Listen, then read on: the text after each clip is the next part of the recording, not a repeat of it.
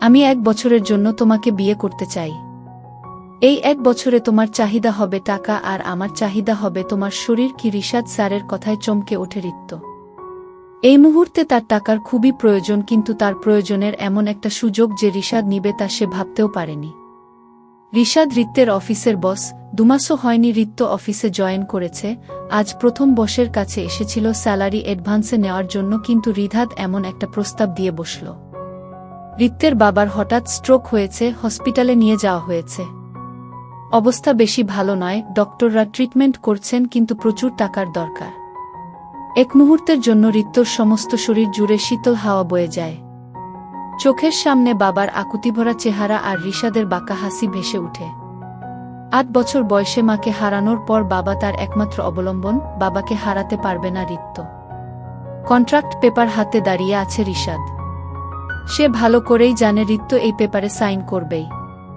বাবার জন্য মেয়েটা যে নিজেকেও বিক্রি করতে পারে তা সে ভালো করেই জানে। ঠোঁটের বাঁকা হাসিটা এখনও বিদ্যমান। পিনড্রপ সাইলেন্স রুমে। হাতে থাকা দামি ঘড়িটার টিকটিক শব্দটাও কানে আসছে রিশাদের। সে অপেক্ষায় আছে ঋত্যর সম্মতির। চোখ বন্ধ করতেই বারবার দিব্যর চেহারাটাও ভেসে উঠছে ঋত্যর সামনে। দিব্য ছেলেটা যে বড্ড ভালোবাসে তাকে। একদিকে বাবা, অন্যদিকে ভালোবাসা। নিঃশ্বাস বন্ধ হয়ে আসছে ঋত্যর। হঠাৎ চোখ খুলে ঋত্য রিশাদের হাত থেকে কন্ট্রাক্ট পেপার নিয়ে খুব দ্রুত সাইন করে দিল। পেপারটা ছিল ঋত্য আর রিশাদের রেজিস্ট্রি পেপার এবং একই সাথে 1 বছরের কন্ট্রাক্ট পেপার। সাইন করার সাথে সাথেই রিশাদ ফোন বের করে কাউকে কল দিল। রিশাদ ফোনে কথা বলছে। রিশাদের সামনেই দাঁড়িয়ে আছে ঋত্য। দিব্যর চিন্তায় মাথাটা বারবার চক্কর দিয়ে উঠছে। ধীরে ধীরে চোখ ঝাপসা হয়ে আসল। পড়ে যাওয়ার শব্দে পেছনে তাকিয়ে ঋত্যকে মেঝেতে পড়ে থাকতে দেখল রিশাদ। ফোন রেখে ঋত্যর কাছে দৌড়ে এলো সে। ঋত্যকে কোলে করে সোফায় শুয়ে দিল। ঋত্যর গোছালো চেহারার সাথে এলোমেলো চুলের কম্বিনেশনটা পছন্দ হল না রিশাদের। আলতো করে ঋত্যর চুলে হাত বুলিয়ে দিল রিশাদ। বাবা আয়া চিৎকার দিয়ে উঠে বসল ঋত্য। আশেপাশে তাকিয়ে উপলব্ধি করল ঘরটা তার নয়। বিশাল আলিশান একটা গোছালো রুম। ওয়ালে রিশাদের বেশ কিছু ফটো টানানো। বেডসাইড টেবিলেও রিশাদের একটা ফটো। ঋত্যর বুঝতে সময় লাগল না সে রিশাদের বাড়িতে। আশেপাশে তাকিয়ে নিজের ফোন খুঁজতে লাগল ঋত্য, কিন্তু পেল না।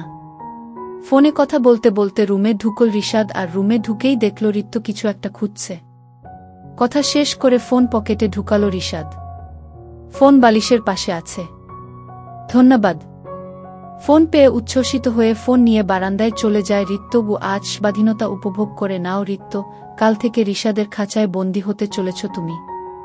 তুমি আর তোমার বাবা মিলে যা করেছ সবকিছুর শাস্তি আমি দেব তোমাদের। মৃত্যুর জন্য কাতরাবে তোমরা, কিন্তু রিশাদ আফসানের থেকে মুক্তি পাবে না। এবার হবে খেলা শুরু। Get ready for our Mrs Ritya Rishad Afsan. কথাগুলো বলেই বাঁকা হেসে বারান্দায় থাকা ঋত্যর দিকে তাকায় রিশাদ। এটা তুমি ঠিক করলে না ঋত্য। আমাকে ভালোবাসার স্বপ্ন দেখিয়ে রিশাদকে বিয়ে কি করে করতে পারলে তুমি? দিব্য বাবা, তুই শান্ত হো।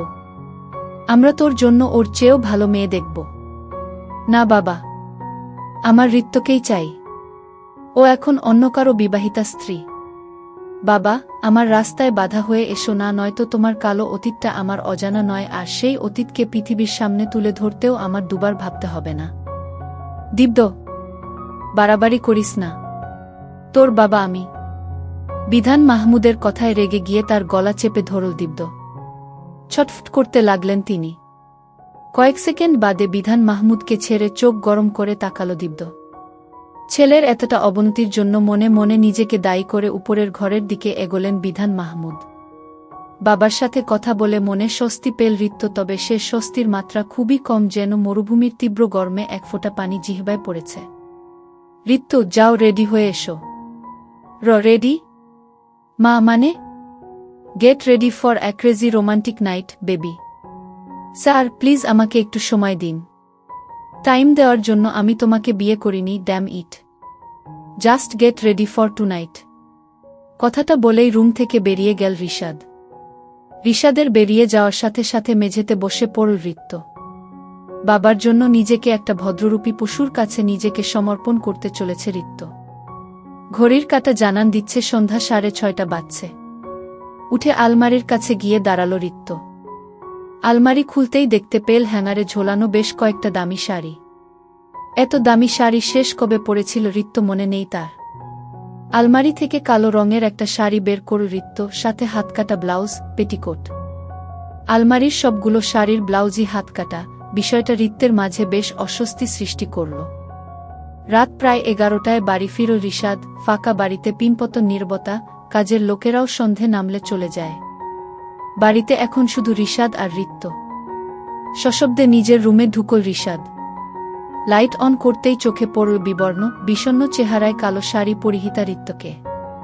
চেহারায় বিষণ্ণতার সাজটা বিরক্ত করল রিশাদকে। স্যার, শরীয়ত মোতাবেক আমাদের বিয়ে হয়নি, অন্তত ইসলামের বিধি মেনে বিয়েটা করে নিলে। আমি বিশ্বাস করি না এসব শরীয়তে। আমি আমার রক্ষক আর আমি আমার মালিক। মুখে বললেই সত্যি বদলে যায় না স্যার। এই সৃষ্টিজগতের মালিক একজনই, তিনি মহান আল্লাহ। জাস্ট শাট আপ, এটা খাও। কি এটা? যাই হোক, খেতে বলছি, খাবে? কথাটা বলে রিত্তর দিকে একটা জুস টাইপ কিছু বাড়িয়ে দেয় রিশাদ। রিশাদের ধমকে চুপ হয়ে যায় রিত্ত। চুপচাপ জুসটা খেয়ে নেয় রিত্ত। ধীরে ধীরে রিত্তর দিকে এগোতে থাকে রিশাদ। রিত্ত ধোক গিলতে লাগে। প্রথম কোনো ছেলে তার থেকে মাত্র 2 ইঞ্চির দূরত্বে দাঁড়িয়ে আছে, এটা যেন বেশ অস্বস্তিতে ফেলছে তাকে। দুচোখ বন্ধ করে ফেল রিত্ত। চোখ বুঝতেই ভেসে উঠল দিব্যর চেহারা, সাথে সাথে রিশাদকে ধাক্কা দিয়ে দূরে সরাতে চাইল রিত্ত, কিন্তু পারল না। ধীরে ধীরে নিস্তেজ হয়ে জ্ঞান হারাল রিত্ত। রিত্তকে কোলে করে বিছানায় শুয়ে দিল রিশাদ। রিত্তর শাড়ি কাঁধের দিকে খানিকটা সরিয়ে দিল, ব্লাউজও খানিকটা ছিঁড়ে দিল। এরপর ক্লিপ দিয়ে রিত্তর পেটে আঘাত করল। মুহূর্তেই রিত্তর ফর্সা পেট লাল হয়ে উঠল। একইভাবে রিত্তর গলাতেও আঘাত করল রিশাদ। রিত্তকে ছেড়ে এবার নিজের শার্টটা খুলল রিশাদ। রিত্তর নখ দিয়ে নিজের বুকে আঁচড় দিল। অতঃপর সেভাবেই রিত্তকে বুকে নিয়ে কম্বল জড়িয়ে নিল। ঘুম থেকে উঠেই নিজেকে আপত্তিকর অবস্থায় রিশাদের বুকে পেল রিত্ত। রিশাদের উন্মুক্ত বুকে দম বন্ধ হয়ে আসছিল রিত্তর, কিন্তু রিশাদ এতটাই শক্ত করে ধরেছে যে রিত্ত ছাড়াতেও পারছে না। রিশাদের বুকের দিকে তাকাতেই দেখতে পেল আঁচড়ের দাগ। চমকে উঠল রিত্ত। তার মানে রাতে আমরা চিফ? কি করে করতে পারলাম আমি এটা? এতটাই চাহিদা আমার? দিব্যকে ছেড়ে অন্য একটা ছেলের সাথে? চিফ, কথাগুলো ভাবতেই চোখ থেকে পানি গড়াতে লাগল রিত্তর। টপটপ করে রিশাদের বুকে পড়তে লাগল রিত্তর চোখের পানি। বুকে রিকশা পানির স্পর্শ পেয়ে চোখ মেলে তাকালো রিশাদ। চোখ মেলতেই দেখতে পেল রিত্তর কান্নারত চেহারা। বাঁকা হেসে রিশাদ বলল, রাতে আবেদনময় আর সকালে দেবদাসের পারো। আজব মেয়ে তো তুমি। রিশাদের কথায় ঘৃণায় গা গুলিয়ে আসে রিত্তর। উঠে যেতে ধরে, কিন্তু রিশাদ রিত্তকে বুকে চেপে ধরে রাখে। রিত্তর কানে কানে বলে, শাড়িটা ঠিক করে বের হও। রাতে তো কেউ ছিল না, আমার সামনে খুললে অসুবিধা নাই, কিন্তু কাজের লোকদের সামনে এভাবে গেলে তারা তোমাকে আমার বুয়ের চেয়ে রক্ষিতার নজরে বেশি দেখবে। কি বলে রিত্তকে ছেড়ে ওয়াশরুমের দিকে এগোয় রিশাদ, আর রিত্ত ঘৃণার চোখে তাকিয়ে থাকে রিশাদের দিকে। কতটা খারাপ হলে একজনের দুর্বলতার সুযোগ নিয়ে এভাবে খেলা যায় অনুধাবন করার চেষ্টা করছে রিত্ত।